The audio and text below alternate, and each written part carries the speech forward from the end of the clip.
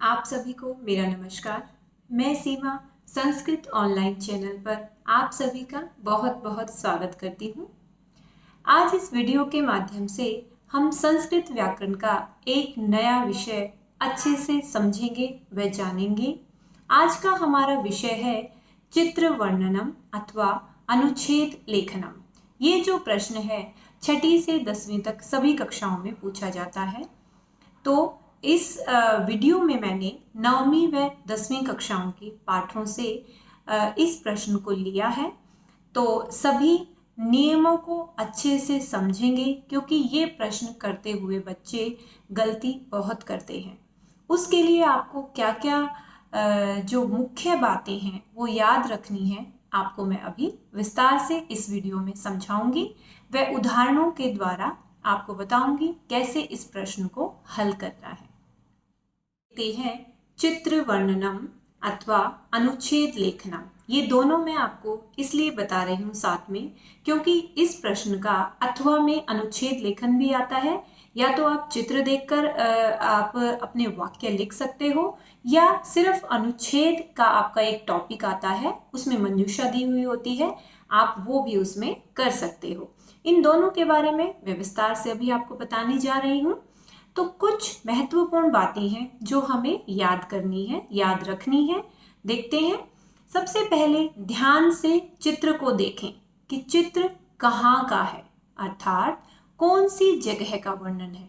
जब भी आपके सामने चित्र वर्णन का प्रश्न आएगा, आप देखेंगे कि किस स्थान का ये चित्र है। किसी पार्क का है, उद्यान का, किसी विद्यालय का है, चिकित्सालय का है, वाटिका का है या कहाँ का है। यह कोई वन महोत्सव का चित्र है।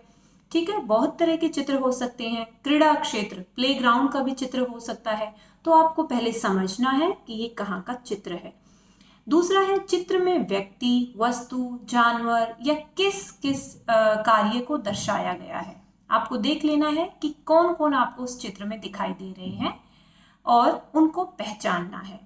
उसके बाद आप चित्र के अनुसार वाक्य अपने आप भी बना सकते हैं, व मंजूषा की अगर मदद लेना चाहें तो ले सकते हैं।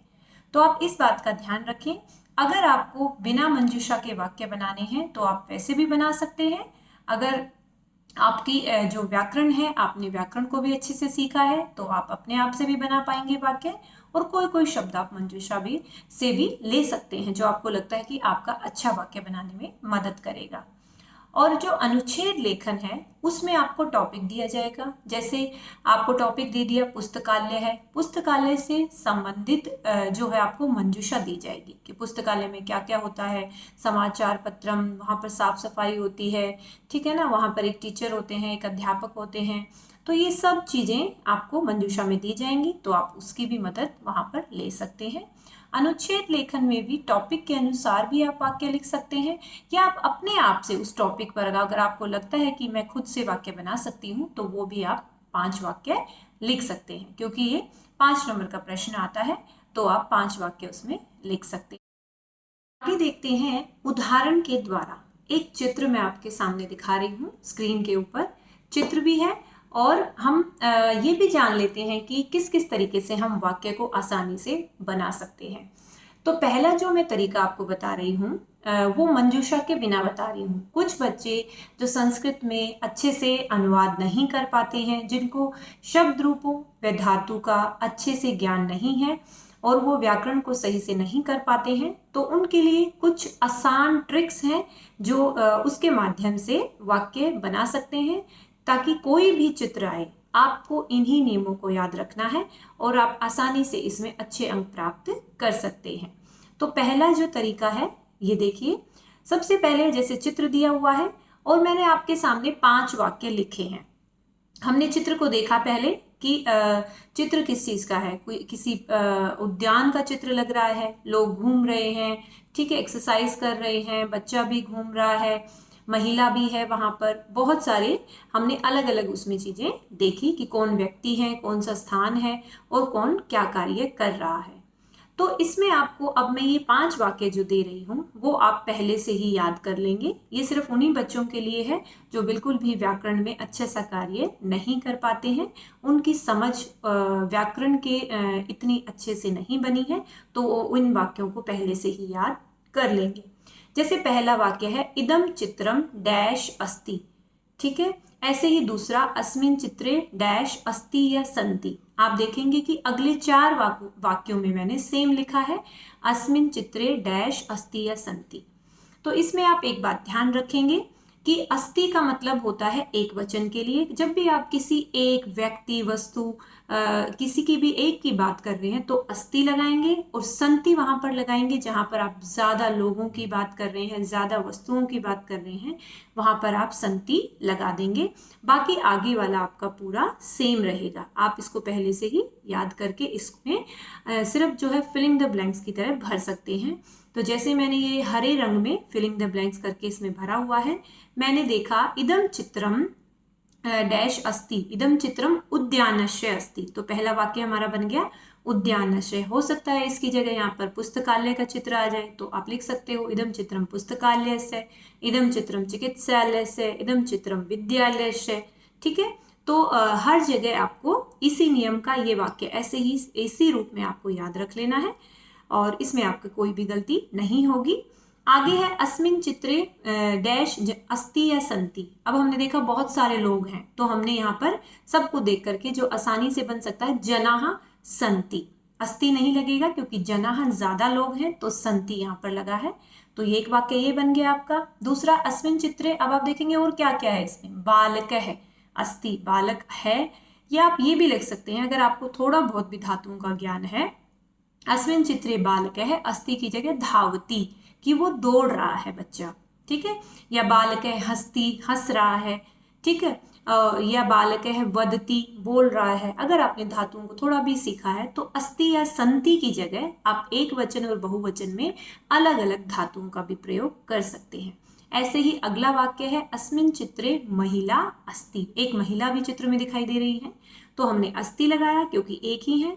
और अस्मिन चित्रे वृक्षः संति, अब वृक्ष तो बहुत सारे दिखाई दे रहे हैं, तो वृक्षः संति, ठीक है। तो इस तरीके से ये पांचों आप ऐसे के ऐसे याद कर लेंगे, और इनके बीच में जो हरे रंग का जो खाली स्थान है उसमें आप चित्र के अनुसार भर देंगे, तो आपके ये पांचों जो वाक्य हैं आप अच्छे से कर पाएंगे और आपको इसमें कोई भी समस्या नहीं आएगी। आगे देखते हैं, उसी चित्र को मैंने अब मंजूषा लिखी हुई है, ठीक है। आपके सामने मंजूषा तो आएगी ही, लेकिन जो हमने इसी चित्र के पहले वाक्य बनाए हैं वो हमने आसानी वाले बनाए हैं। बिल्कुल मैंने आपको जैसे पहले बताया, जिन बच्चों को मंजूषा से बनाने में दिक्कत आती है, वो ज्यादा व्याकरण की दृष्टि से अच्छे वाक्य नहीं बना पाते, तो उनके लिए वो वाले वाक्य हैं। और जो मंजूषा है हमारी, उससे हम व्याकरण की दृष्टि से अच्छे वाक्य भी बना सकते हैं। तो वो बच्चे जिनको धातु रूपों का, शब्द रूपों का अच्छे से ज्ञान है, उनको पता है एक वचन के साथ एक वचन की ही क्रिया लगेगी, जो इनसे परिचित हैं, तो वो बच्चे मंजूषा की मदद से, क्योंकि मंजूषा में उसी चित्र के अनुसार अच्छे अच्छे शब्द होते हैं, तो आप बहुत अच्छे वाक्य बना सकते हैं। कुछ आसान से वाक्य मंजूषा की हेल्प से मैंने आपके सामने दिखाए हैं यहाँ पर। तो देखिए, जैसे वही चित्र है, इसमें मंजूषा में लिखा है प्रातः भ्रमणम, प्रातः भ्रमण का प्रातः काल की सैर का चित्र है ये। उद्यानस्य, उद्यान का है। आसंधा मतलब कुर्सियां भी हैं वहां पर। जनाः लोग हैं। करोति करता है। वातावरणम जो वातावरण है। स्वास्थ्य कृते स्वास्थ्य के लिए। स्वस्थः स्वस्थ। महिला महिला। शुद्धम शुद्ध। अस्ति है धावती दौड़ता है। तो इसमें बहुत सारे अलग अलग शब्द दिए हुए हैं। अगर आप इनसे परिचित हैं तो पहले वाले जो हमने वाक्य बनाए थे उसमें भी इनका किसी का प्रयोग कर सकते हैं, और नहीं तो जिस तरीके से हम अभी दूसरी तरीके से मैं आपको बता रही हूँ वाक्य कैसे बनते हैं। देखिए मंजूषा के अनुसार, जैसे पहला है इदम चित्रम उद्यानस्य अस्ति। पहला वाक्य आपका यही बनेगा। आपको यही बताना होता है कि ये चित्र किस जगह का है, किस स्थान का है, क्या हो रहा है उस चित्र में। सबसे पहला वाक्य। दूसरा है जनाः प्रातः भ्रमणम कुर्वन्ति। तो जैसे हमने देख लिया जनाः, इसमें आया है मंजूषा में, प्रातः भ्रमणम भी आया है, लेकिन वहां पर करोति लिखा हुआ है, लेकिन हमें पता है कि जनाः ज्यादा लोग होते हैं तो उसके साथ क्या आएगा, कुर्वन्ति आएगा। तो हम इस चीज का ध्यान रखेंगे। मंजूषा के साथ भी हम व्याकरण का जरूर ध्यान रखेंगे। जरूरी नहीं है सारे शब्द आपको मंजूषा में मिले, कुछ शब्द आपको व्याकरण की दृष्टि से खुद ही देखने होते हैं। तो लोग सुबह सुबह भ्रमण कर रहे हैं। अगला तीसरा वाक्य है उद्याने एकः युवकः धावति। उद्यान में एक युवक जो है दौड़ रहा है। धावति देख रहे हैं आप, आगे एक युवक वो दौड़ता हुआ दिखाई दे रहा है। उद्यानस्य वातावरणम शुद्धम अस्ति। उद्यान का जो वातावरण है वो शुद्ध है। अस्मिन् चित्रे बालके बालिका महिला च सन्ति। अब देखिए ये कितना आसान वाक्य है, ये आप बना सकते हैं आसानी से। कोई भी चित्र आए तो आप देखें उसमें क्या क्या है, उन सबको लिखिए आप। और संस्कृत में च सबसे बाद में लिखते हैं कि उसमें बालक, बालिका, महिला, च और जो होता है संस्कृत में बाद में आता है, उसके बाद संति, क्योंकि आपने ज्यादा लोगों के बारे में बताया है। प्रातः भ्रमणम स्वास्थ्य कृते लाभदायकम भवति। प्रातः भ्रमण जो है स्वास्थ्य के लिए भी लाभदायक होता है। तो इस तरीके से आप अपनी समझ से छोटे छोटे से और आसान वाक्य मंजूषा की मदद से भी बना सकते हैं। तो आपके जो है आपने जो भी सीखा है संस्कृत में उससे आपको मदद मिलेगी। शब्द रूपों और धातु रूपों को आप अच्छे से याद कर लें तो आप और अच्छे से वाक्य बना पाएंगे। अभी मैंने जो आपको बताया कि वाक्य हम दो तरीके से बना सकते हैं। एक मैंने बिना मंजूषा के आपको कुछ नियम बताए आसानी ट्रिक्स वाले, और दूसरे मैंने मंजूषा के साथ बताए। उसमें कुछ नियम हैं जो आपको ध्यान रखने चाहिए। देखिए जैसे चित्र का विषय पुल्लिंग या नपुंसकलिंग में हो तो क्या आएगा, श, क्योंकि हमें ये देखना होता है कि ये किस चीज का चित्र है। अब का क्या होता है, षष्ठी विभक्ति। ठीक है, षष्ठी विभक्ति में पुल्लिंग और नपुंसकलिंग में श आएगा। ठीक है, और आगे है चित्र का विषय अगर स्त्रीलिंग हो, अगर स्त्रीलिंग मान लो वाटिका लिख रहे हो आप, वाटिकायाः, तो षष्ठी विभक्ति में वाटिकायाः। या किसी और चीज का, कक्षा का चित्र है, ठीक है, कक्षा है एक, उसमें अध्यापिका पढ़ा रही है, ठीक है, वहां पर पढ़ाई का काम हो रहा है, बच्चे अपनी पढ़ाई कर रहे हैं, इस तरीके का कोई चित्र है तो आप क्या लिखेंगे उसमें, कक्षाश्च नहीं लिखेंगे, कक्षायाः।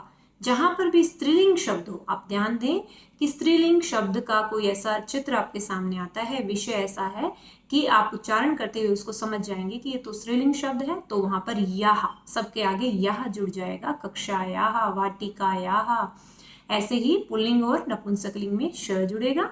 आगे जैसे अस्थि के लिए मैंने आपको बताया ही है, अस्थि एक वचन के लिए है। उसके अलावा कोई भी धातु वहां पर आपको लग रहा है कोई कार्य हो रहा है, कोई पढ़ रहा है, हंस रहा है, तो एक वचन में है तो एक वचन में ही उस धातु का प्रयोग कर दें। ऐसे ही बहुवचन में उस धातु का प्रयोग कर सकते हैं। और इदम चित्रम, यह चित्र, इसका मतलब ये होता है, ताकि आपको पता हो जब आप वाक्य बना रहे हो कि इसका मतलब क्या है। तो पहला वाक्य ही होता है इदम चित्रम, और अस्मिन चित्रे जो मैंने लिखवाया है, अस्मिन चित्रे का अर्थ होता है इस चित्र में। आपको फिर उसमें बताना होता है क्या क्या है अस्मिन चित्रे, तो आप जो जो उस चित्र में आपको दिखाई दे रहा है उसका आगे लिख सकते हैं। तो ये थे इसके नियम, जो आप थोड़ा सा इनको ध्यान रख लेंगे तो इसमें आपकी बिल्कुल भी गलती नहीं होगी। आगे देखते हैं अनुच्छेद लेखना। इसी जो आपका चित्र वर्णन का प्रश्न है, इसी के अथवा में ये आता है अनुच्छेद लिखना। इसमें सिर्फ ये होता है कि आपके सामने चित्र नहीं होता है और आपके सामने मंजूषा दी होती है आपके टॉपिक से संबंधित। तो जैसे आपका टॉपिक आ गया है वृक्षाणाम महत्वम, वृक्षों का महत्व, इति विषयम अधिकृत्य, इस विषय को लेकर के संस्कृत में पंचवाक्यानि रचयित्वा लिखित, संस्कृत में 5 वाक्य बना करके आपको लिखने हैं। तो मंजूषा है आपके सामने सिर्फ, ठीक है। तो या तो आप वो वाला नियम भी उसमें कर सकते हैं जिनको बिल्कुल भी वाक्य बनाने नहीं आते कि इसमें इस चीज के बारे में वर्णन है, थोड़ा बहुत उसकी हेल्प ले सकते हैं। और नहीं तो जिनको बिल्कुल भी वाक्य नहीं बनाने आते वो चित्र वर्णन ही करेंगे, अनुच्छेद लेखनम ना करें। अनुच्छेद लेखनम वो बच्चे करें जिनको थोड़ा सा व्याकरण पे पकड़ है, जो अच्छे से उसको कर सकते हैं। ठीक है, तो अभी देखते हैं कैसे हम इससे वाक्य बना सकते हैं। मंजूषा में दिया है प्रकृते, प्रकृति की, शोभा, शोभा, पर्यावरणस्य, पर्यावरण का, रक्षकः, रक्षक, यच्छन्ति, देते हैं, प्राणवायु, प्राणवायु कौन सी होती है, ऑक्सीजन, औषधम औषधि, काष्ठम लकड़ी, फलानी फल, पुष्पाणि फूल, मेघ वर्षणे बारिश होने में, सहायकाः सहायक, छायाम छाया, विहगानाम पक्षियों का, आश्रय स्थलम सहारा या आश्रय स्थल मतलब उनके लिए निवास स्थान। तो देखते हैं कैसे वाक्य बनेंगे। जैसे हमें पता है कि वृक्षाणाम महत्वम, ये हमारा टॉपिक है, तो हम उनके बारे में लिखेंगे। अस्माकं जीवने वृक्षाणाम अति महत्वपूर्णम स्थानम अस्ति। ऐसा हम हिंदी में अपने पास वाक्य बना लेंगे पहले कि वृक्षों का हमारे जीवन में बहुत महत्वपूर्ण स्थान है। वृक्ष हमें ऑक्सीजन देते हैं, ठीक है, वृक्षों से हमारा स्वास्थ्य अच्छा होता है, हमें ज़्यादा से ज़्यादा वृक्ष लगाने चाहिए, वृक्षों की रक्षा करनी चाहिए। ऐसे कुछ कुछ वाक्य रफली आप अपने पास लिख लें हिंदी में और फिर मंजूषा की मदद से उनका अनुवाद करते जाएं। तो जैसे हमने पहले सोचा कि हमारे जीवन में वृक्षों का बहुत महत्वपूर्ण स्थान है, तो उसका अनुवाद किया। दूसरा है वृक्षा विहगानाम आश्रय स्थलानि संति। वृक्ष जो हैं विहग क्या होते हैं, पक्षियों के भी आश्रय स्थल निवास स्थान होते हैं। वृक्षा पर्यावरण से रक्षका, पर्यावरण के भी रक्षक होते हैं क्योंकि वृक्षों से ही तो पर्यावरण सुरक्षित रहता है। वृक्षाः फलानि पुष्पाणि च यच्छन्ति। वृक्ष क्या क्या देते हैं, फल देते हैं, पुष्प देते हैं, ठीक है, फूल देते हैं। और वृक्षाः प्राणवायु यच्छन्ति। वृक्ष तो प्राणवायु भी देते हैं, ऑक्सीजन भी हमें देते हैं। तो ये हमने कुछ मंजूषा की मदद से और कुछ अपनी समझ से हमने हिंदी में पहले अनुवाद करके देख लिया कुछ शब्दों को, और फिर उनका हमने आसानी से संस्कृत बना लिया। तो ये था आपका जो चित्र निर्माण और अनुच्छेद लेखनम का पूरा विषय, जो आज हमने इस वीडियो के माध्यम से अच्छे से समझा है और नियम भी जाने हैं कि कैसे आपको करना है इसको। और इसके साथ कुछ ट्रिक्स भी मैंने आपको शुरू में दे दी हैं कि जिनको अनुवाद करने में काफ़ी कठिनाई होती है वो उन ट्रिक्स का हेल्प ले सकते हैं, मदद ले करके अपने वाक्य बना सकते हैं और परीक्षा में अच्छे अंक ले सकते हैं। तो सभी बच्चे इस वीडियो को ध्यान से देखें। हर वीडियो जो अभी आपके लिए बनाई जाती है उसमें ध्यान रखा जाता है कि आप आसानी से इन विषयों को समझ सकें और आपको कोई भी परेशानी ना आए इस समय पर। तो आप सभी चैनल को सब्सक्राइब कर लें। वह वीडियो देखने के लिए आप सभी का बहुत बहुत धन्यवाद।